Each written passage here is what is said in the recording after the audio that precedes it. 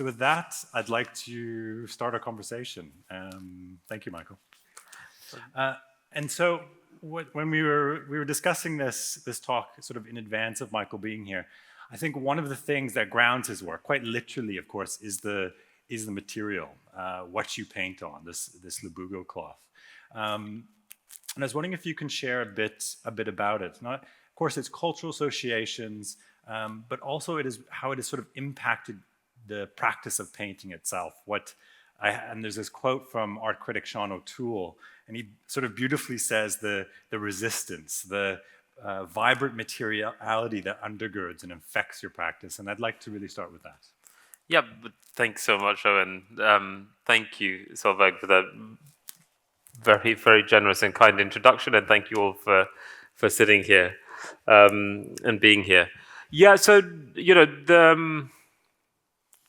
the material was something I came to over a period of about sort of 5 years or so when I was studying and I began deconstructing my practice and trying to figure out like what was important to me, painting, not like all of these things, subjects, abstraction, figurative. And as I was going through that, the surface obviously was one of the most fundamental things as a painter. It's where you start. And so naturally I began searching through different types of cloths.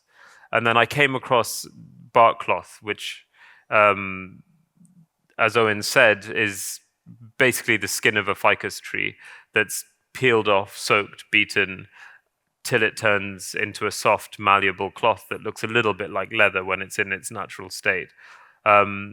I came across this being sold as a placemat, a coaster, and it struck me that it's something that might function a little bit like a canvas. It had the same properties as a cotton cloth, and at that time I was looking for something that would both locate the work within an East African socio-political history, but also destabilize, subvert some of the things that painting would do when I started working with it.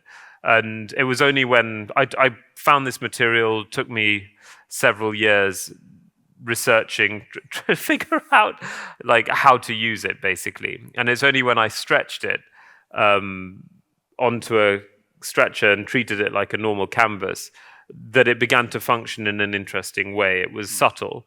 Up until that point, I had tried things like painting on a woven palm leaf mat, and it always looked like paint on a woven palm leaf mat.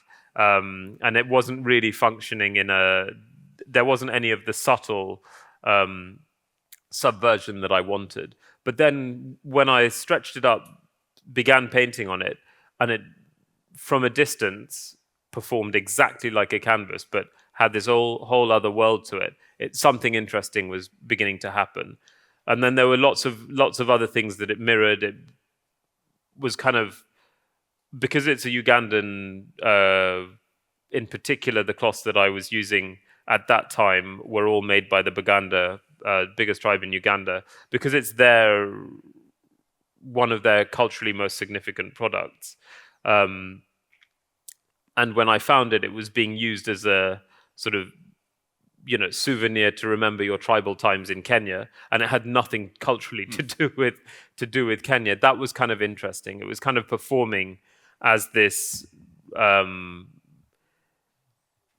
tribal stand-in in a way that seemed to function, and in a similar way to how a lot of cultures were having to function, where it was like a parody of itself. And so it had all of these problems that were part of it that I was interested in, but didn't want to have to deal with every time I picked up a paintbrush. And for me, it was great that these problems were kind of embedded in the surface. And then painting on it, you know, exactly like you said, it began to be a very, very giving surface. I had to change how I painted. It has a lot of ridges, idiosyncrasies, cuts, holes. And so certain things that I would be able to paint on a flat surface, I suddenly couldn't do. And I began to understand why most people painted on a flat surface.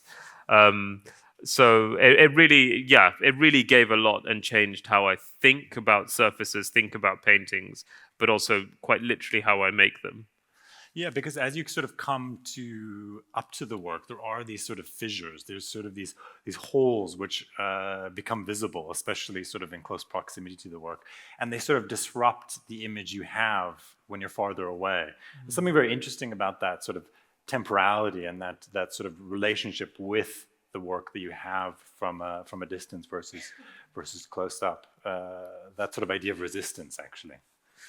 Yeah, and there's also just something with paint and painting that, you know, paint has that strange quality of being able to be a, you know, bunch of marks when you're up close, and then somehow fall into place and be a figure. You know, someone like Goya was always the master of that.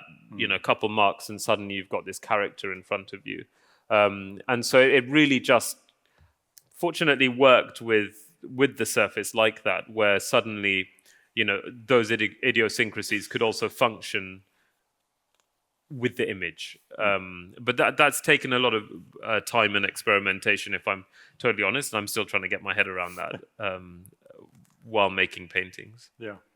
And I suppose moving sort of forward in a sense, how did you come to figurative painting? I know it's something we've talked about on several occasions over a few years now, but I'd love to hear more about that. Yeah, so along with questioning the surface, the subject was also important. And, you know, to me, I'd always thought that my first audience, I mean, there are many audiences and many layers, but my first audience was always a Kenyan audience. And like that, given that art is not is not commonplace within the culture, and art spaces are not, you know, frequented by many people, I always wanted something that would immediately speak to somebody on the ground who maybe had never walked into a gallery and walked into an exhibition for the first time. They would see something that would immediately reflect aspects of their own lives. So subsequently, that led me to thinking, well, I need people in this. And so that began me, really thinking about figurative painting, like what that means, especially relative to the surface, and the way all these things function together. So it really was a populist move. Yeah. Populist move. Yeah. You know, yeah. And then I wanted to actually touch a little bit on that. We can look at Hope now in just one moment, but that body of work you created around the Kenyan elections, the 2017 Kenyan elections, yeah, for sure, which we can go to, and the Fourth Estate is part of that sort of body of work, and how that sort of came into being, because it seems to be quite an important moment within your practice. Yeah. You know, it was the first time that I'd actually. I was thinking about doing one painting, and so for a while I'd been slightly preoccupied with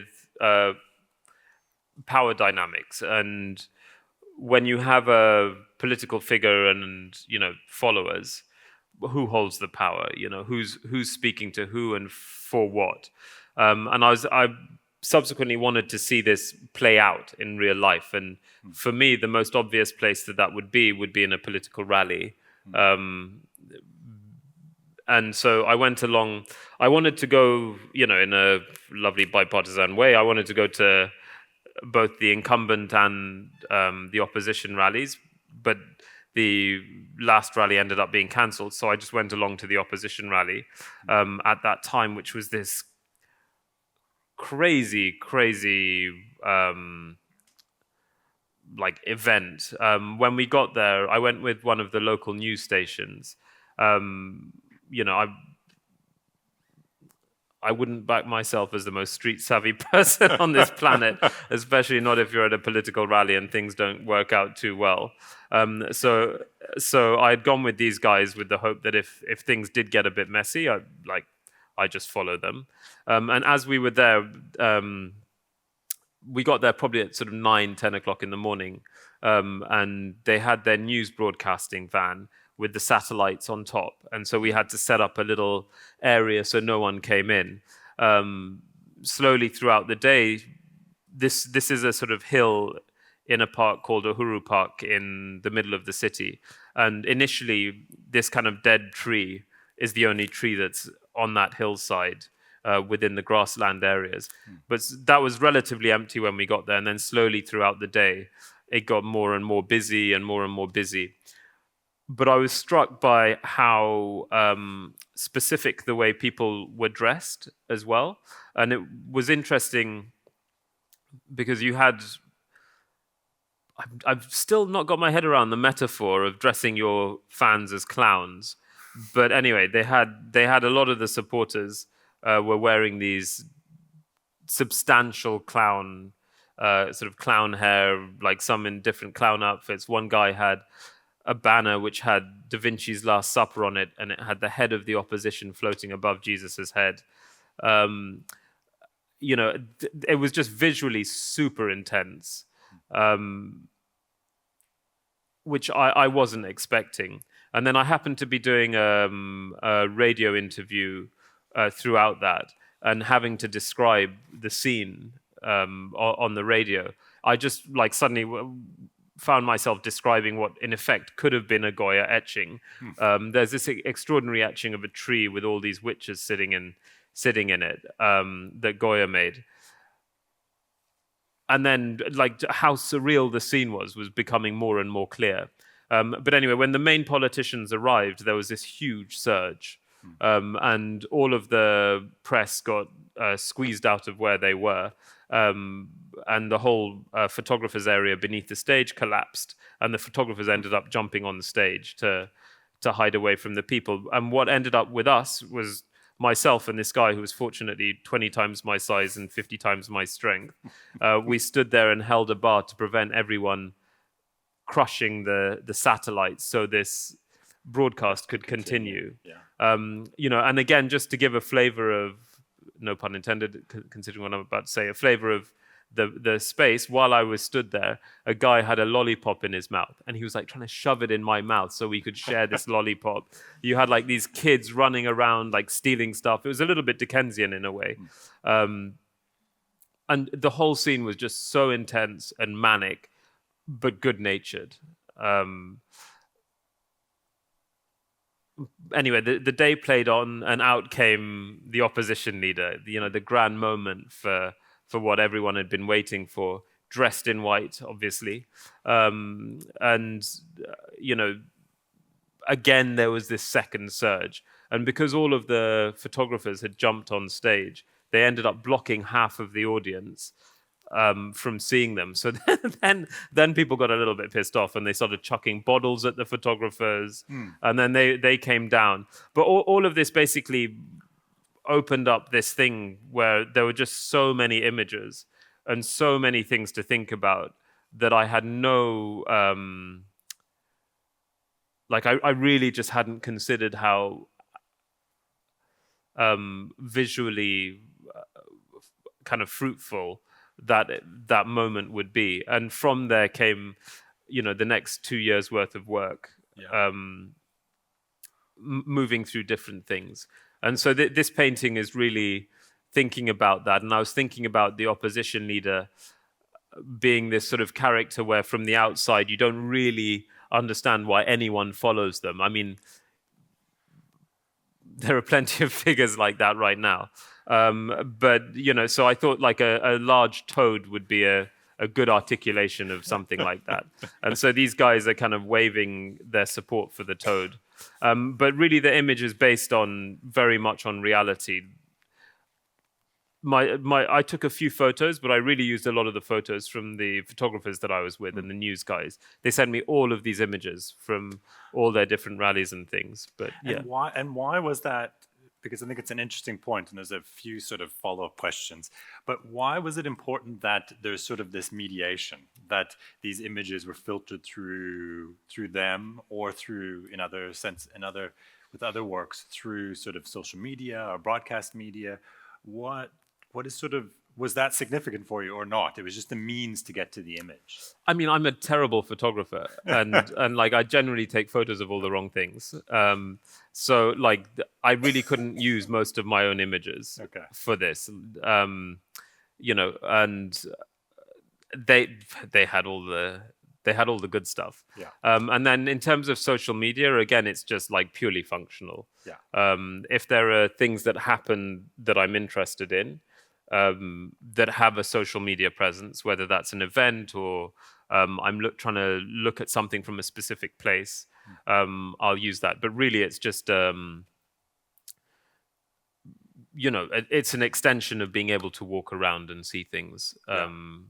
Usually I don't use photos that much, but I like videos a bit more. There's less information. You don't have to fight the urge to try and make something look similar to what it was. But videos have been very useful for me. Yeah. And I suppose the other thing, just looking at this work now, that occurs to me, and there's something about, I don't want to say influence, but echoes of other works, because it feels as though your practice is very much, and the images of your practice are very much located within a sort of East African context. They're located, if not in Nairobi, then a larger in Uganda, Tanzania, but there are these ways in which you see sort of Manet, you see Goya, as you said earlier. There's these sort of echoes of there's other painters. And there's sort of a lineage which one can observe in the work.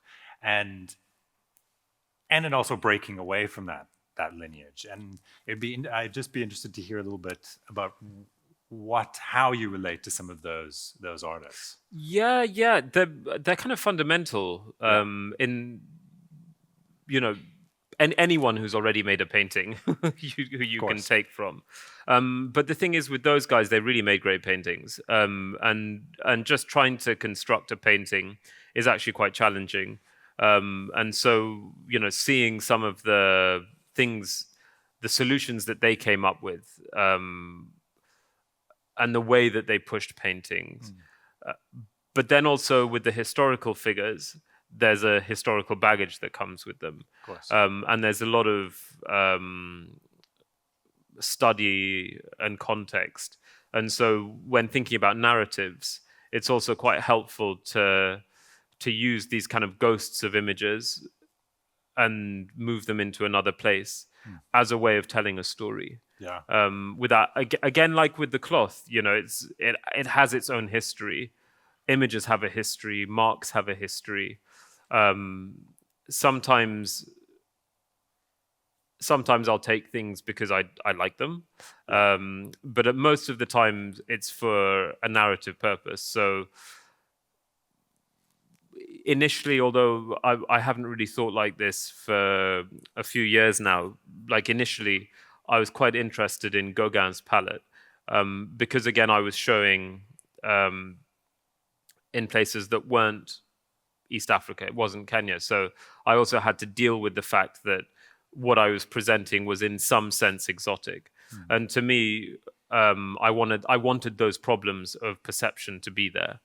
And an obvious way to heighten that would be to speak of the work of other people who, and Gauguin's the poster boy of of the tropics. So that was like a really easy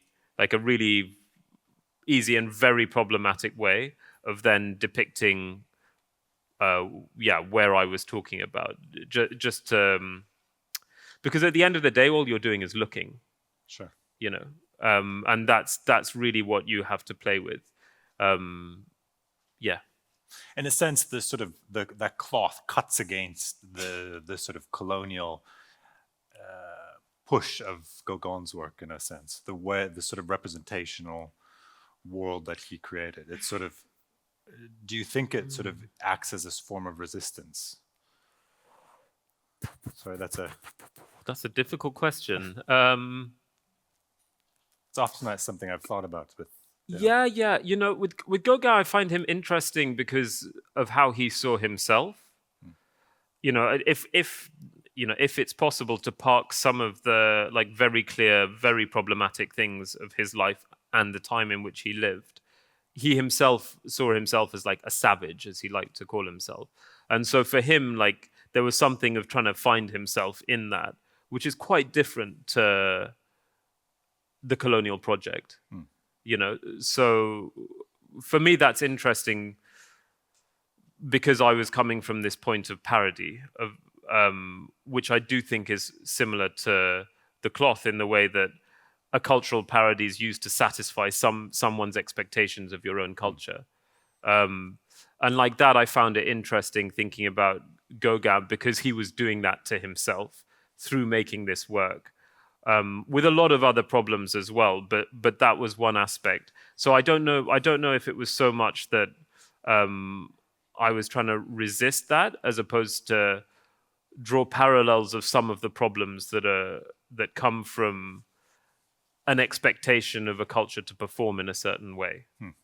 I don't know if that made any sense at all. Oh, I think so. Okay, good. as long as you got it. And then I'd like to just move back to the work that's in the collection, because it's from the same year, from 2017. Yeah. And I felt like the Fourth Estate sort of set up some of the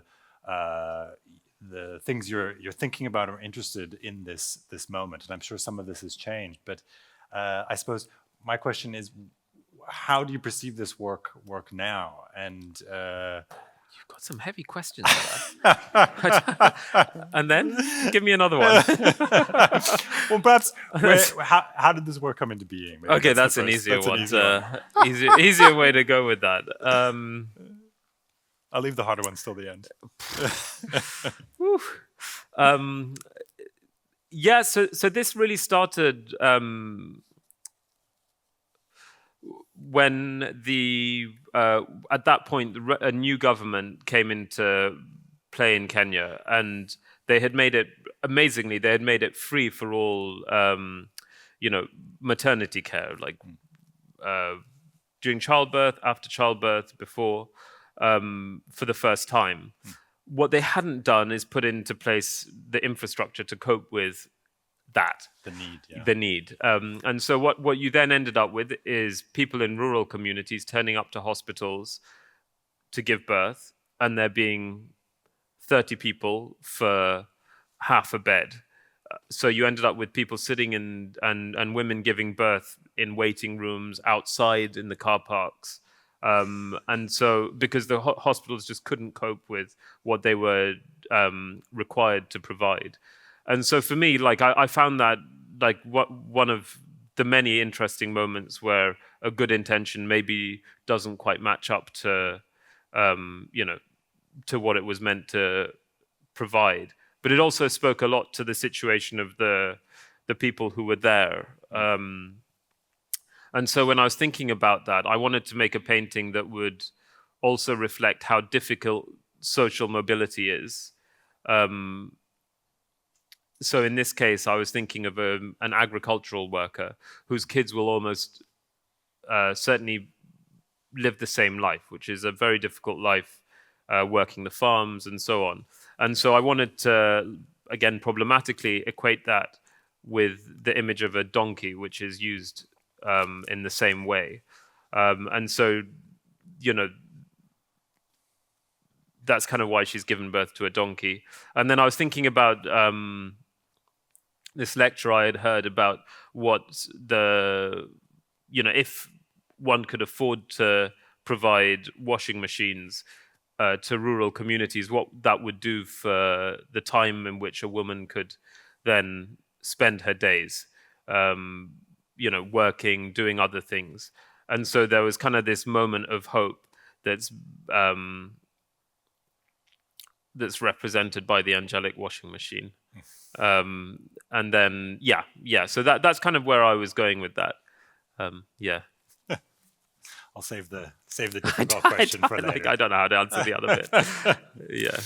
And I wanted to also just look at it. I've included many images here just to give you a sense of some of Michael's work, because you are rather prolific. But I wanted to look at one of the most recent exhibitions that you've done in 2021, because it took some of the paintings that we've been looking at, the paintings that we've been discussing, and sort of put them within a museum context with other objects, many of them historical. And I'm wondering how the works perhaps changed in that context, or how one perhaps reads them differently in that context?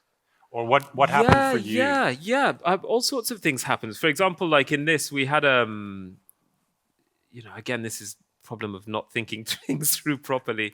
Anyway, we had a couple mummies, or a mummy and the casket, and obviously a mummy is a dead body. So we had a dead person in the space, and dead people smell. And so this mummy hadn't been shown for a long time, and it got brought up and was intense. So we ended up having to cover them in glass to keep it. We were thinking of putting sniffing straws for the, but what was interesting then was that behind it, the execution of, I think that was actually on the other side, but the execution of Maximilian, a painting by Manet, was also in the same space, and behind it was actually Goya's Disasters of War. There was a page from Goya's Disasters of War on the wall. There were other Goya etchings in the show, and like a couple impressionist painters like Bernd Morisot, some Japanese printmakers, Kuniyoshi in particular, like ancient stuff from ancient Greece as well. And the thing, again, I was interested in was that basically the subjects have been the same. They've reappeared in different ways.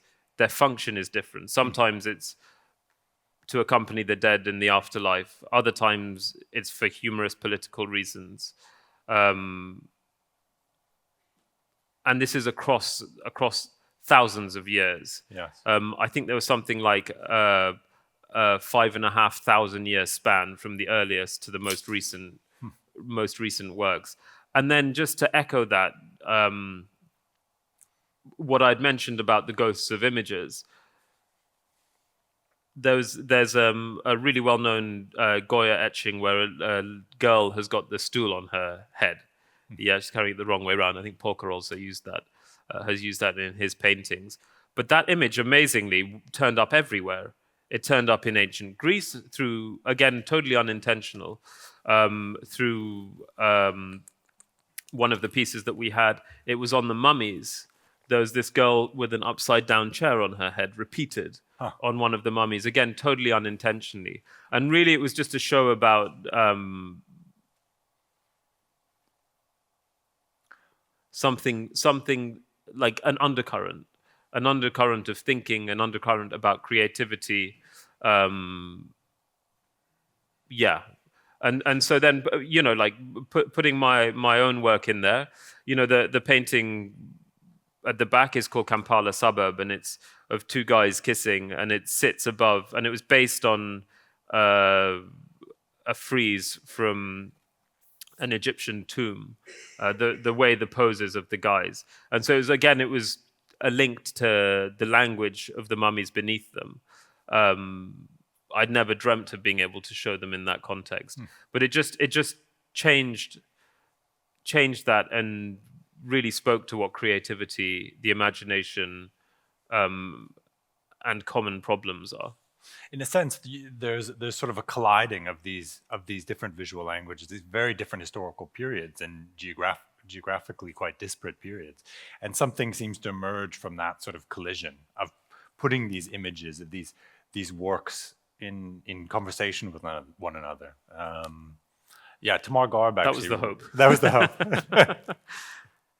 And I thought this would be a nice segue to bring up the work of Chalenge van Rempelberg, who I understand has been quite an influence on you, or was when you were younger, and was the only other living artist included in the exhibition. Yeah, for sure. And I was wondering if you can speak a little bit about that sort of connection, about the desire to bring somebody else from Kenya into the space, from East Africa into the space along with you.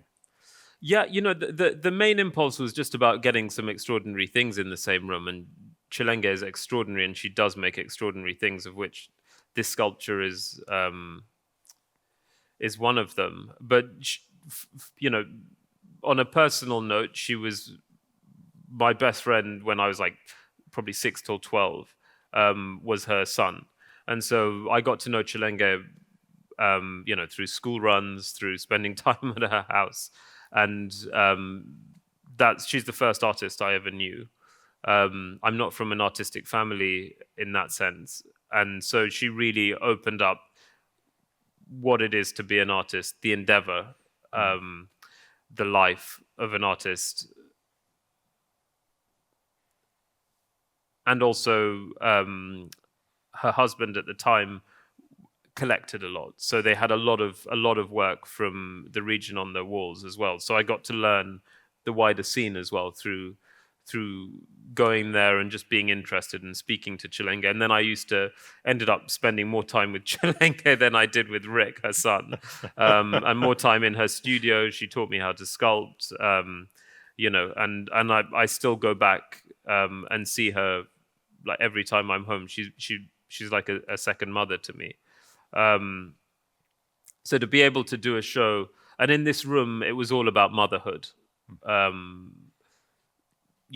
Over a long period of time, to be able to show that this particular piece of Chilenge's, which is extraordinary. I mean, this lady, like, who has this weird triangular neck. There's so much tension that runs, and she's pushing out what looks like a little baby elephant. She's kind of giving birth to this elephant head. It's such a bizarre thing, and seeing it in the context of, like I said, there's a Bert Morisot painting behind, there was a Gauguin in that room, other things, and just seeing the power of that, because you really don't get the opportunity many times to see work from the region relative to something broader. There's no collections in East Africa that would have a Gauguin, a Cézanne, or whatever, like the greats of Western painting in it. And there are no museums as well that have the work of Chilenge in them. So this really was an amazing moment for me personally to be able to see how they work together. And really, that piece was kind of the star of the show. It was just such a, so many people went to it and had no idea what it was, and were moved by it. I was very grateful she allowed us to show that. And then I thought, thinking about bringing the people that are influential in your world, or creating space for them, actually, whether it's at another institution or within a sort of East African context. And I'm going to skip across here. Is, of course, there's so many great works we can talk about. Or maybe we can go back to a few in the Q&As. But the exhibition that you did of Chilenge at the Nairobi Contemporary Art Institute, and the establishment of that institute as well, because that creating space, creating a platform within that context is, I think it's happening in a few different registers and obviously in a few different contexts. So I was wondering if you could tell us a little bit about the founding of that. Gladly. So the space is called the Nairobi Contemporary Arts Institute, and it opened in 2020. Had a little bit of an issue, like everywhere else, with COVID. So we opened and didn't open. We had no space. So as a result, myself and Ayako, who is, she's the director on the ground, running things. We had this problem, like we just announced, here's the Nairobi Contemporary Arts Institute, and we have nothing to show for it. And so, I was in this position where I had a couple of shows coming up, and the institutions were very open and supportive in bringing some of the ideas of what Nkai would be to the shows that I was having. And so that took the form of a show within my shows, a show called Mwili Akili na Roho, which was a look at, through the eyes of 10 artists, it was a look at the changes in figurative painting in East Africa from the 50s to 2000. Just to say something about like why start in Kai. In 2017, myself and Lady Mukami Korea hosted and put on this thing called The Gathering, where we had 52 artists and practitioners from 12 different countries on the continent come to Kenya for 3 days.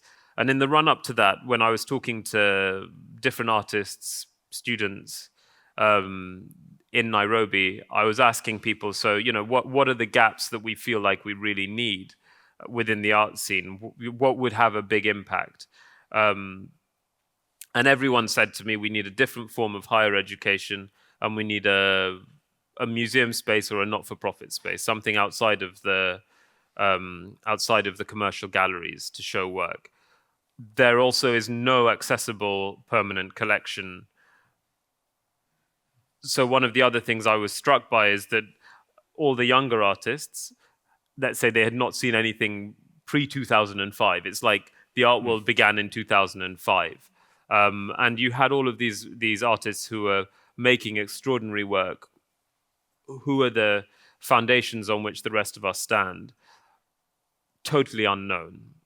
All of the stuff that had happened before was totally unknown. The other projects that had come and gone were totally unknown. So this really made me think, well, this is what we've got to try and make happen. It took a few years. I had to find someone who wanted to do to be on the ground and do the legwork. As I don't live in Nairobi, and so an old friend of mine said that she would quit everything she was doing and move back to Nairobi and begin this together. And so part of our remit, I kind of envisaged it having 4 shows. Obviously, these things change. One show would have been, a new work, new solo show by one of the younger artists, a retrospective show by one of the older artists, a group show, and then an international show. And the idea of that, again, was to try and function both as a space in which people can go and see what happened before, but also provide a space which is kind of ambitious for the younger artists to work in. As a not-for-profit, we don't sell work. It's just about that. And the other thing that was lacking is scholarship and writing.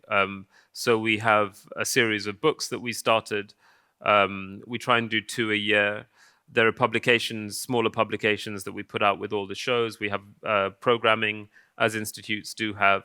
And then last year, we started our pilot for a postgraduate program through a program that's called Ujuzi in collaboration with another artist collective called Untethered Magic. And we're doing a mentorship program. So that's really to try and bring in the educational side. I've noticed there's been several artists like Ibrahim Mahama in Tamale in the north of Ghana, and several others. William Kentridge, of course, in Johannesburg through the Center for the Less Good Idea, that are sort of taking responsibility in a sense for the different sort of arts ecosystems across the continent. And you're, of course, contributing in East Africa. And it's interesting to see particularly artists stepping into that space and making this really crucial, these sort of crucial contributions to create space for the exhibition of work, for research, for archiving, for libraries. And I'm curious what you think of what else is sort of happening on the continent and what some of your peers are doing. Oh, it's just especially so exciting. Like Ibrahim. Yeah, it's so exciting. I mean, and also the scale and level on which Ibrahim's working with SCCA is outrageous. Like, it's insane to think an artist has time to do that, let alone the ability to make this thing happen. The same goes for the Center for the Less Good Idea that Williams Kentridge has got in South Africa. But there's also, if there are no spaces, fundamentally the people that lose out the most are the artists. There's no context in which you're making work. There's nowhere for you to go and discuss all of these things and grow. And so I would say like the people with the greatest urgency should be the artists. If you sit there and complain there's all these problems, no one's going to come and try and provide you the space in that context. And again, in East Africa, like what we're doing is one of several other, a history of them, And what's interesting is, in the 60s, there was an amazing space called Payapa. It's still running just about, but that was run by artists. The Commercial Gallery, the first one, and the longest lasting one, which shut down probably about 15 years ago, was called Gallery Watatu, started by 3 artists. So it's also just part of the culture. Again, it's out of recognition that that we are the ones with, in my mind, the biggest invested interest, because without it we can't do anything. So in a very practical sense, to me it makes sense that artists are pushing for these things. I think the thing that may be a little bit different is the scale at which we've been able to do it, within this generation. And the attention and support is also different to what's happened before. Yeah. Which again is really exciting. And hopefully it's just an embryonic period of many other projects that are going to happen. But again, each of those contexts is super different. Like where Ibrahim is, and they have black star lines. There's a whole philosophy about working together that started with one of the professors, and they have a very different communal attitude to art making and art showing, and it's extraordinary what they have. And so with us, we don't. I would say the Nairobi art scene is much more fractured. And so it's been a very different type of endeavor. And again, in the same way, like William had a very different ecosystem that he was working with in Johannesburg. And comes from a different impulse, maybe, I think, actually. That's that art center, Yeah, for sure. But the thing, with the gathering, when we did that, I mean, I was literally in the second year of having what people would call a career. So nobody knew who I was. And, it's like slightly cheekily, I sent a letter to William Kentridge going, hey, do you want to come to Nairobi? And he was the first person to say yes, which is extraordinary. That shows the spirit. And I asked him when he came, like, why did you come? Like, what brought you here? And he said, well, no one's ever asked me to go anywhere on the continent to do that. And it's the same with Theaster Gates was fundamental in being one of the first to put his hands up and be part of that as well. Well, I have a whole list of questions that I could ask you, and but I wanted to open it up for anyone who had questions, and actually take the time for anyone to ask questions while you're here, Michael. Yeah. But before that, I was reading this essay, and we'll start that in one moment. But I was reading this fantastic essay, the essay by Tamar Garb in the catalog for the show at the Glyptotek in Copenhagen. And she's speaking about a painting you created in 2015 called Sun Wukon in Gayachi. Yeah. But I think it sort of relates to your practice more broadly. And it sort of summarizes her essay. So I wanted to, before we move on to a Q&A and sort of move into a different direction, I wanted to share that quote with you. And so it starts with, but the languages through which this story is told tap into centuries of cultural exchange and open up the possibility of exploring representation and narrative convention across regional and temporal lines. Of course, lineages are drawn and power lines pertain. There is no exchange without negotiation and potential exploitation and harm. Paradise, in quotes, remains a fantasy propped under a baboon's bum, and that's in one of the works. But in the attempt at constituting Babel, a veritable cacophony of civilizations are heard, and the sound of cross-cultural tongues and vernaculars appear in dialogue, so that the promised land can at least be envisaged, if not fully realized. And I just thought that was such a poetic and a sharp way of sort of describing some of the ideas that are sort of that are present in your work and were present in that show. Great. Cool. Perhaps that's a nice place to end, I think. So perhaps we close it there. And thank you again for coming to Oslo, Michael, and taking part. Thank you. Thank you all. Yeah. Thank you.